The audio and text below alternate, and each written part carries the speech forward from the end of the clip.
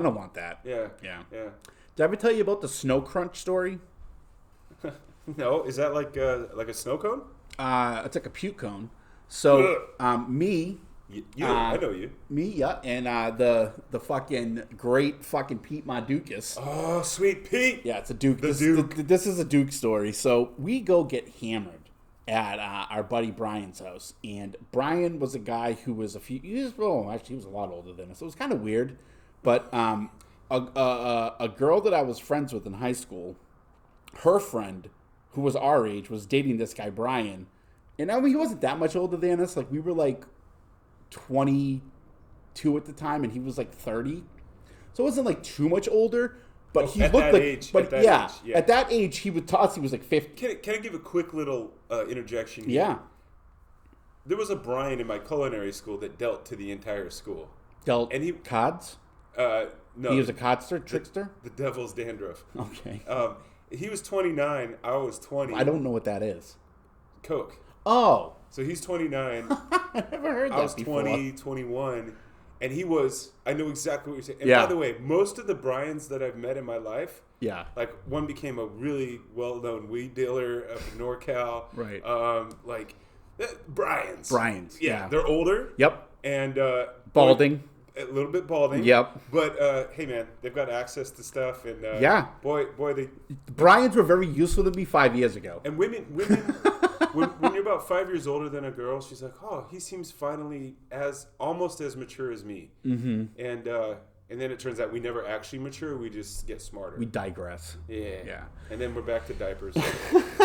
So this guy Brian, we're at his house one night, and it was the middle of the winter, and so Pete and I, the Duke, get shit faced, and like I said, the girl that we were friends with from high school and her friend, they were there, and they were supposed to drive us home, but my friend, her name's Katie, she ended up getting hammered, and Brian was kind of like, you know, he was he was a shitbag, but he, you know, was at least like mindful that he didn't want people driving drunk. Yeah, he looked somewhat responsible. Yeah. So he was like, well, guys, just take a fucking taxi or whatever, Uber. And I'm like, all right, I'll come back and get my car tomorrow.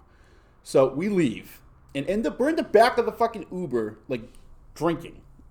Like Pete went into Brian's house and he was like, I'm taking this. And he just took like a bottle of fucking vodka or something. And we fucking were slugging it. So we get dropped off. We get dropped off at the wrong address. I must have put the wrong address in the thing. Yeah. So we get out of the car, and I remember this like clear. This is like right before I blacked out. I remember Pete being like, "Oh man, where are we, Rosie?" He was like so distraught. So what time of year is there? Snow? I'm guessing. Oh yeah. What time of year is this? Like winter, February. Yeah. And so he's holding the bottle. You know, we're drinking it as we're walking. Yeah. And finally, we realized that we're not at the right address, but we're on the right street. Oh, you're in the ballpark. Yeah. And no, I lived on a little like those are like a main road, Cocassett Street, and I lived off a little side road in a little cul-de-sac. Oh, okay. Like literally, it's like 50 feet of street. Oh, okay. We don't realize where we are. You're really in the ballpark. Yeah. Yeah. So finally, we go walking up to my neighbor's house, thinking it's mine. We're crunching in the snow. Pete pukes. Oh no. So I puke, and then my neighbor opens the door and she's like, "Rosie, it's 3 a.m. What's wrong?" And I'm like, "You're not my mom." And that's all I remember. So the next morning, my mother wakes up, sweet Pete, passed out on the kitchen floor, closest to the snacks, with this jar of applesauce that he'd thrown up in. Oh, yeah. What a mix. Yeah. Ugh. But he didn't get any on the floor. It all went into the jar. That's the thing about the Duke. He's just got great aim. Yeah. And he's a gentleman. So she sees him. Then she sees a trail of clothes. Yeah, I know that move. And there's me in the laundry room. Yeah. With just a pair of boxers on, passed out on fucking dirty laundry. Like I dumped it out of the bin. Yeah. Sleep. So my mother then goes outside, comes back in, kicks me. Wake up. I'm like, what? She's like, what do you mean, what? She goes, Pete's in the kitchen puking in applesauce and you're in here naked? What the fuck? So like, I kind of we like to party. Yeah, I come to, and my mother's like, go outside and clean up your fucking mess. Yeah. And so I'm just, what the fuck is she talking about? And then I find my phone. I look at it. I get a text from my sister. One line. How was the pasta? ? Oh, shit. And I'm just like, how was the pasta? Yeah. I'm like, did I have dinner with my sister last night? Yeah. I walk outside, and there's a giant snowbank like in front of my house in the walkway. You know, you shovel. Well, you probably don't know, but you shovel both sides. I've seen Home Alone. Yeah, and it's just splattered with fucking spaghetti. Spaghetti. Oh. Oh. So I turn back and I hear my mother going, Pete Mardukas, fucking get up. Yeah. She's like, hey, Marla. Want some applesauce? She's like, what the fuck is wrong with you two? And he just goes, this is what my mother told me. Pete just goes like this. Sometimes it gets excessive. And tried to go back to sleep. You know, my mother was like, get up and go to fucking bed. Rolls over. Yeah. I'm outside dumping hot water on the, it was melting. Out there like, ugh. Yeah. Yeah, there's been a few occasions where my dad, he's generally... Pete said it was excessive! Generally hands off with certain things, but there's a few times. Like, there was once I came out of the room or whatever. Like, I'd gone to bed at like 3 in the morning. Mm-hmm. And this was back in the days where there was like the family computer. Yep. In our case, this was like this kitchen nook area. And my dad's like, all right, so there's this thing called a search history, and I'm going to show you how to get rid of it. You watching pornography? He goes, because I'm pretty sure the first thing when your mom comes down to do her Bible devotions in the morning, the first thing she doesn't want to see is 2 lesbians and a guitar. And I was like, so embarrassed. But in that moment, I was just like, okay. And he's like, so this is called clear history. Don't let that happen again. Like, okay. Our fathers took very different approaches. Well, he would freak out over weird Oh, he's shit. A pastor. Bro. Isn't he? Yeah, but he also, like, I was climbing in some tree in the front yard when I was like 7.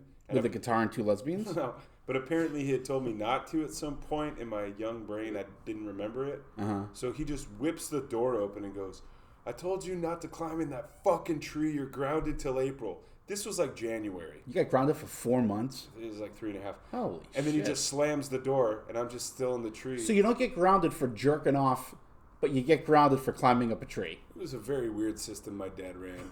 Yeah, I don't know. He sounds like a very harsh but fair taskmaster. Sure. Yeah. I don't know. I don't know the guy. I don't know. My dad's dead, so Yeah. Yeah. I don't have anyone to ground me. God bless. I'm almost an orphan. Okay. So, Little orphan. but there was Paulie. another one too, like during the same time where I had come back home for a few months. Climbing trees. I wake up in my bed. No, I wake up in my bed and I'm like fully naked, and I'm like, where are my clothes? Right? Oh yeah. And That's my favorite. so I find some clothes, throw them on, go out to the kitchen. It's like the game I created. Yeah. So there's some coffee, and my dad's sitting out there watching the news or something in the morning, and it's just he and I, and he's like, all right, a few things about last night. I was like, instantly, have no idea what he's Worst talking way to about. hear a dad start a story. Yeah, but knowing that it's not like great. Right. If he's, because this is not how my dad normally talks to me. I was like, He goes, Oh, so your dad has a very distinct tone when you know something's up. yeah. Okay. Yeah, my dad will shorten my name. My mom will say the full thing.